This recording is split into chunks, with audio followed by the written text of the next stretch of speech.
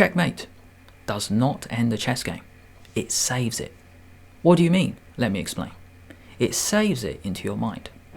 When was the last time you saw a beautiful checkmate? How is this video going to be useful for you? You are going to learn how to sacrifice a bishop in the center. You are going to learn and enjoy and witness a pawn storm avalanche right down the center. And finally, to cap it all off, you're going to see one of the most beautiful, sublime, unreal checkmates in 10 moves. d4, knight f6, c4, e6. We have the players. Jan Duda versus Anish Giri. Polish versus Dutch #1. We have this set up, bishop b4, the Rogozin defense. One of the best ways to set up with black. But how does Jan Duda take this on? This green arrow shows one of the most critical lines. Queen a4 check, forcing knight c6. You might be thinking, what's the big deal? It's because you're blocking the c pawn. In these kind of positions, you want to move your c, d and e pawns. Get all of them in the center. But in this kind of position, black is going to find it difficult to get this pawn break in. If we go back a few moves, Duda went for a different approach. He took in the center, and after recapture, bishop g5. It is like Duda is copying Giri. You pin the knight to the king, I'll do the same. I'll pin the knight to the queen. Knight d7. Couple of functions. You're defending the knight. You might go c5 as shown by the blue arrow, and then this other option which we're going to see, which looks really weird. Why are we putting the knight on c4? Well, let's continue. Rook c1, so then if take, you have the option to take with the rook. Kick the bishop away. Do you take? No way. Then black has a really strong bishop.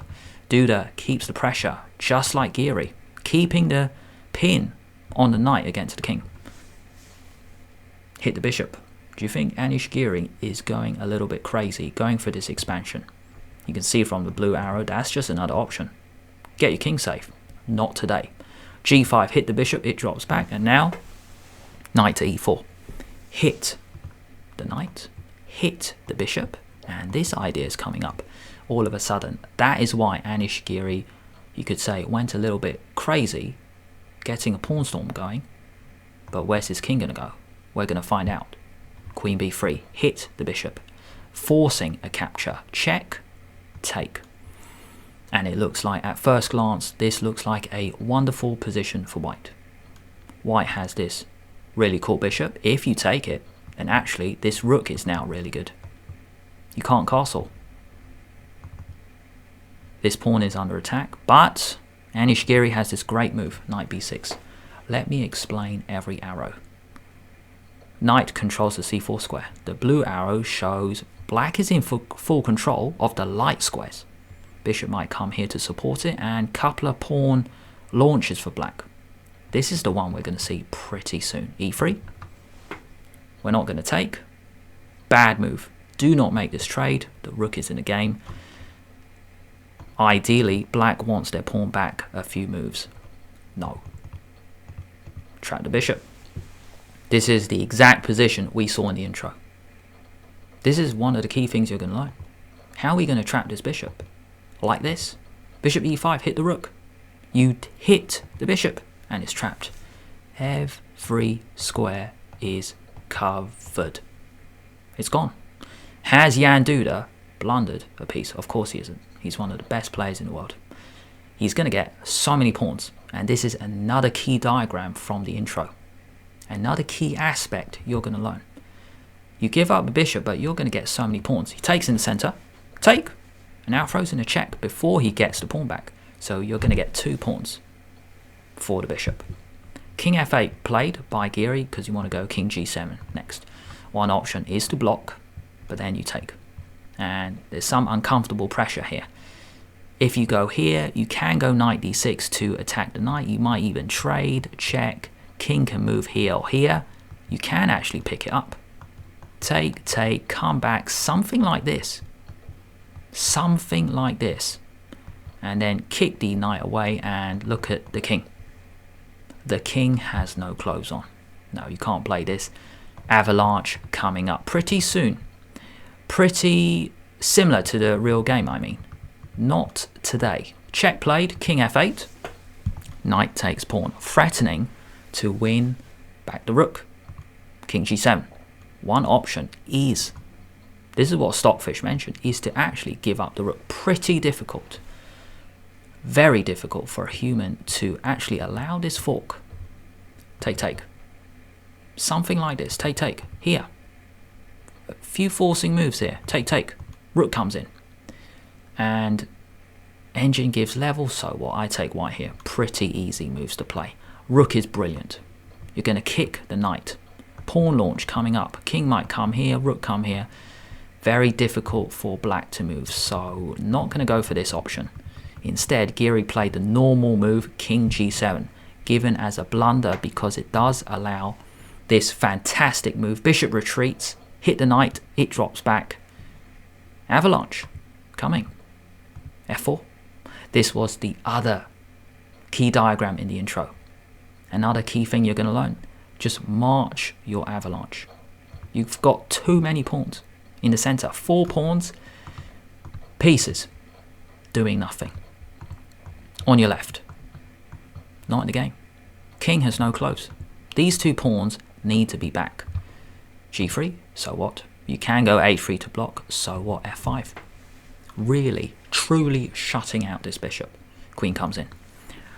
Throwing a check, but the problem with this move is it does give the pawn away with check. The king drops back. A really cool move for white to stop this check. It's not playing a rook move. It's getting this out the way. So then the queen swings in. You defend the square, and guess what? The queen is not just protecting this square. It's coming in to f3. Now black comes in with queen d2, but the white queen comes into f3, which is more dangerous. Now the reason for this move, you want to go check and pick up the knight. No. No. Black doesn't have time. If you go check, hitting the knight, king out the way, you get mated. Check. Queen covers that square, but it doesn't cover that square. All covered thanks to the incredible rook. Going back a few moves. Black could not come in with the queen. Queen f3. Take. This bishop's doing nothing anyway. If we look at this, is move 25. This bishop has done nothing in the game. Give yourself up. Take. Check. King h1. And same problem, you can't take because it's mate again. Here, same pattern. There's almost no change. So if we go back a few moments in this position, rook c8, and here, this is the reason I created this video. I cannot stress how important it is to pause a video right here, right now. Because when you see a brilliant checkmating pattern, it changes you. It transforms your ability. Checkmate. Does it end the game? No. It saves the game. It saves it into your mind. That's exactly what I said in the intro. I'm just bringing it back here. That's why you've watched all the way up to this point. Pause the video now, checkmate in 10. You might be thinking, what is William talking about? How on earth am I going to find checkmate in 10? I'm actually going to give you a couple of goes. So see if you can see the pattern now. And if you can't, you're still going to get another chance. The first move is actually rook g7 check. We're going to take the rook. If you don't take, you're going to come in anyway. King here, check. The queen and the rook are going to come in. Same thing. Check. If you take, queen comes in. No.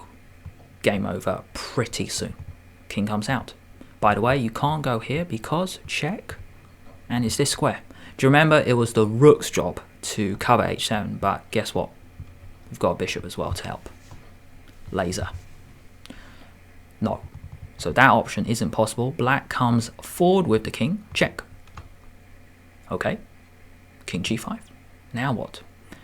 This is another key moment. I cannot stress how important it is to pause the video now, because if you see this tactic, it transforms you as a player. Checkmate doesn't end the game. It saves the game into your mind. Pause the video. If you do one thing in this video besides watching it up to this point, thank you very much.